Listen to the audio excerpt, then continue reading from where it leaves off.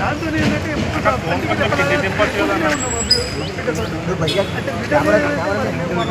అప్పుడు వాళ్ళ అమ్మనాలతో వాళ్ళు మాట్లాడతాం అంటే లేదు నాన్న నేనే మెయింటైన్ చేసుకుంటా, మీరు మాట్లాడుతుంటే నేను ఆత్మహత్య చేస్తాను,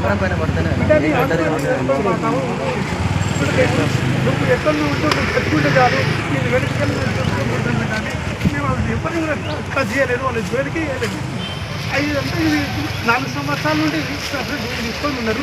ఇక మొన్న 26 నాటి దీంతో మాట్లాడుకున్న తర్వాత ఇక నేను మాట్లాడేసేసి వెళ్ళిపోయిన తర్వాత మాతో మాట్లాడి ఆమె డ్యూటీకి వెళ్ళింది. డ్యూటీలో న్యూస్ కూడా చూస్తున్నాము, ముఖం ఫేస్లో ఏమి విచారం కనవలేదు. మళ్ళీ నేను మా మనవరాన్ని కూడా అడిగిన, బిడ్డ ఎట్లా ఉన్నది అమ్మ అనేది అడిగితే అమ్మ హ్యాపీగానే ఉన్నది తాతయ్య, ఇక పీడ కూడా అయిపోయింది అనేది పాప కూడా అన్నది.